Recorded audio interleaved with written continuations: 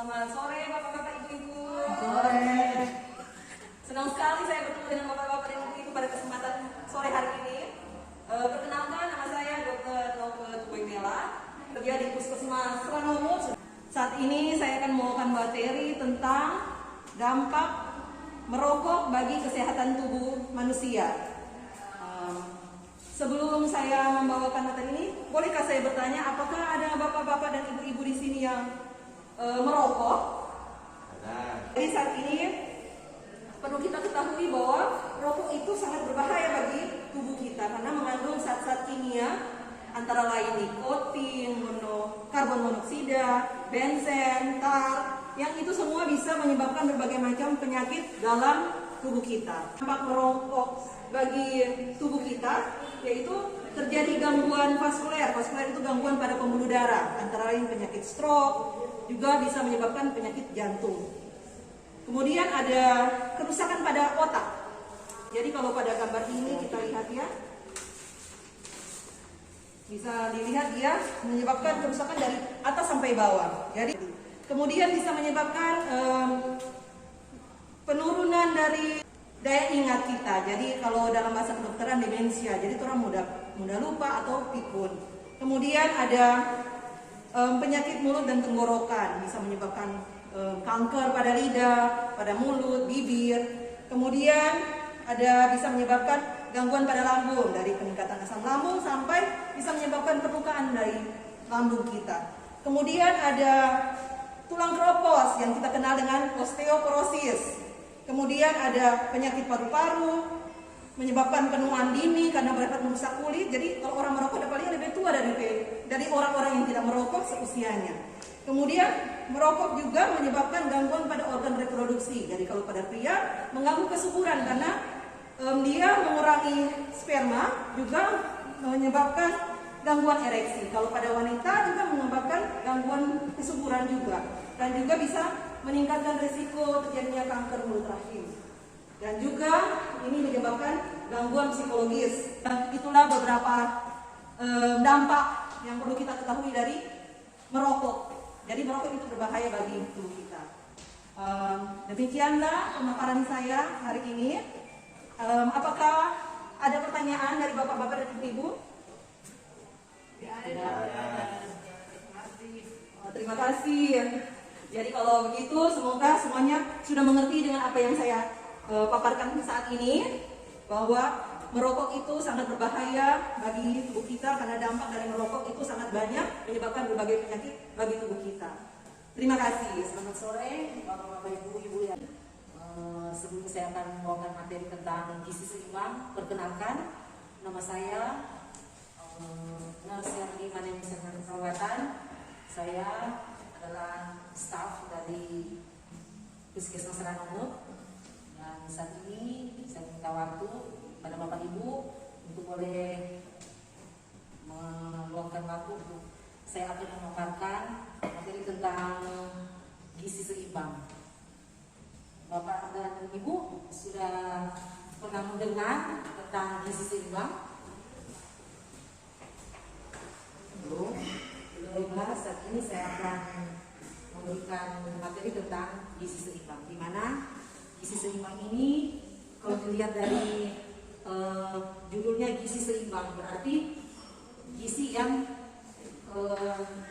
dikatakan jumlah atau susunan porsinya itu seimbang, atau dalam artian gizi seimbang merupakan susunan makanan sehari-hari yang mengandung zat-zat gizi dalam jenis dan jumlah yang disesuaikan dengan kebutuhan tubuh seseorang, dengan memperhatikan prinsip variasi jenis makanan, aktivitas fisik seseorang, sambil menjaga kebersihan dan memperhatikan berat badan yang ideal. Demikianlah pemaparan materi tentang gizi seimbang. Mungkin ada pertanyaan dari Bapak Ibu, dipersilakan.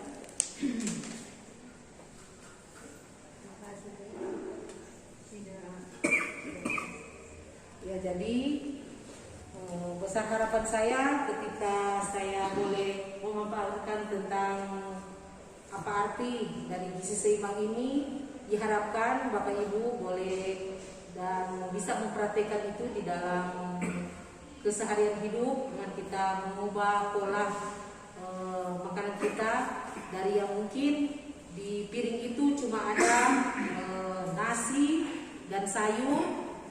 Mungkin setelah saya berikan materi ini, Bapak Ibu boleh melakukan itu dengan mengisi piring kita dengan karbohidrat, yaitu nasi, lauk pauk, sayuran, dan buah-buahan. Demikianlah penyampaian. Disampaikan banyak terima kasih. Selamat sore Bapak-Bapak, Ibu-Ibu. Sore. Baiklah, pada hari ini perkenalkan, nama saya Lenda Woro. Saya sebagai petugas kesehatan di Puskesmas Ranumut.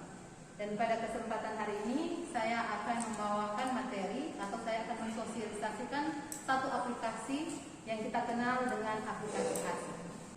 Jadi untuk Bapak-Bapak dan Ibu-Ibu, apakah sudah ada yang pernah mendengar tentang aplikasi ASIK? Belum. Oke. Karena belum, saat ini saya akan mensosialisasikan apa sebenarnya itu ASIK.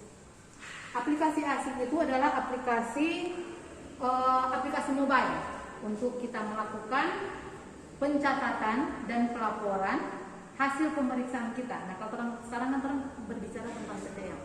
Jadi yang akan kita input di sini adalah data-data PTM yang kita periksa di Posyandu atau Pusbindu ataupun di Puskesmas. Kita menginstal terlebih dahulu aplikasi ASIK yang ada di Play Store.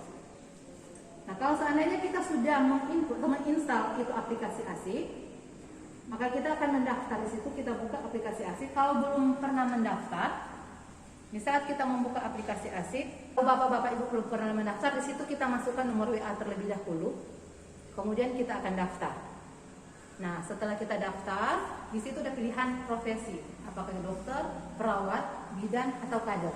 Kalau sudah, kita simpan dan kita bisa masuk ke aplikasi ASIK itu sendiri. Nah, karena dalam hari ini kita berbicara tentang PTM, maka kita akan mengklik item screening PTM. Nah, kalau sudah itu, kita memilih tanggal kapan kita melakukan pemeriksaan. Setelah itu kita akan menginput, kita akan cari peserta. Jadi pasien atau klien yang sudah kita lakukan pemeriksaan, yang kita input pertama itu adalah NIK-nya. Setelah itu kita pilih. Otomatis data dari pasien itu atau klien itu akan keluar di aplikasi ASIK. Nanti kita akan lengkapi datanya. Kalau ada yang mana datanya sudah lengkap, kemudian kita klik simpan. Setelah itu kita mulai melanjutkan hasil pemeriksaan yang telah kita lakukan. Jadi di sini ada riwayat penyakit, ada pilihan ya, tidak, dan tidak tahu. Pemeriksaan berikutnya adalah tentang faktor resiko. Selanjutnya adalah pemeriksaan kesehatan. Jadi kalau kita lakukan pemeriksaan berarti kita isi. Tetapi kalau kita tidak melakukan pemeriksaan, di situ ada pilihan tidak diperiksa. Setelah kita lakukan pemeriksaan dan kita isi, kita lanjut lagi untuk pemeriksaan berikut. Kita isi untuk hasil pemeriksaan gula darah, kemudian kolesterol, kemudian asam urat, kemudian ini pemeriksaan limfa. Kemudian setelah itu kita klik kirim. Setelah kita kirim akan ada hasil pemeriksaan yang ada.